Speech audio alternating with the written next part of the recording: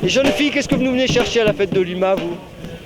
La solidarité, s'amuser, prendre du plaisir.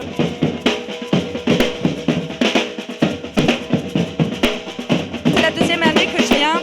C'est mon père qui m'a fait découvrir cette fête et c'est toujours un grand moment de plaisir, un grand moment d'échange et de rencontre. Non seulement c'est une bonne ambiance, mais aussi parce que c'est un endroit anti-Sarkozy extrêmement politisé, voilà, et c'est ça qui fait plaisir. Elle est bonne la bœuf ou pas? Ah, on l'a senti de là-bas. C'est pour ça qu'on... Un café Calva, c'est la vie pour toute la vie.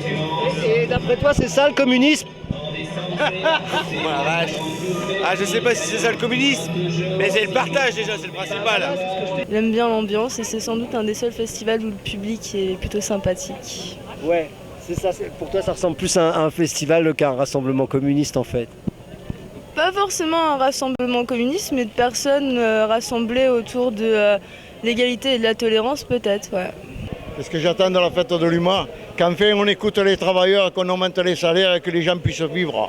Parce que dans la société que nous vivons, elle est invivable. Tout est fait pour les riches et rien n'est fait pour les pauvres. Exactement. Mais ça va pas en s'arrangeant, cette histoire. Ça va en s'aggravant, ça va de plus en plus mal. On nous avait promis travailler plus pour gagner plus, c'est travailler plus pour gagner moins. Les gens sont de plus en plus malheureux, de plus en plus de difficultés à vivre. Vous pensez que c'est l'endroit pour vendre des voitures Renault ici, à votre avis? Je pense pas.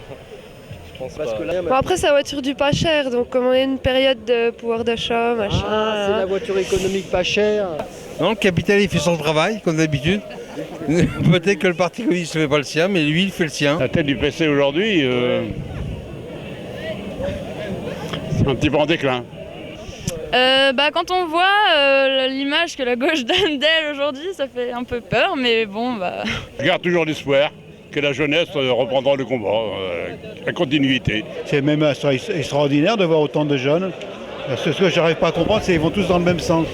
Est-ce que c'est vers la droite ou vers la gauche? Ah, c'est ça, c'est ouais, j'ai peur. J'ai peur. Plutôt vers la grande scène, alors, vous voyez. C'est eux qui vont nous remplacer.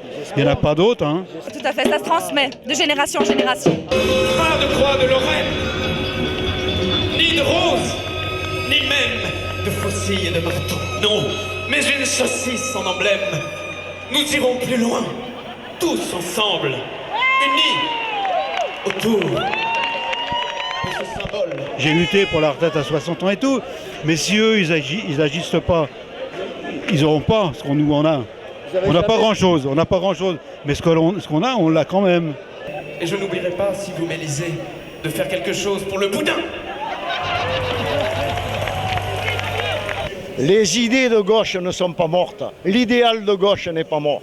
Tant qu'il y aura des gens, tant qu'il y aura des travailleurs, ils penseront de gauche.